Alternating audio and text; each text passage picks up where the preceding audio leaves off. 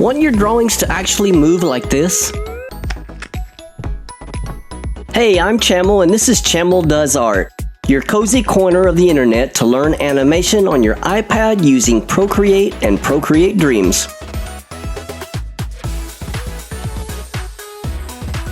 Here you'll learn how to go from simple shapes and doodles to bouncing balls, wiggly ghosts, bouncing slimes, walk cycles, character emotions, and more. You don't need to be an animation pro. If you can draw a stick figure and you're willing to pause and follow along, you can animate with me. Every tutorial is beginner friendly, step by step, and project based. Here you'll learn how to go from simple shapes and doodles to bouncing balls, wiggly ghosts, bouncing slimes, walk cycles, character emotions, and more. So if you're ready to turn your drawings into animation, hit subscribe and jump into the bootcamp playlist on my channel. I'll see you in episode 1.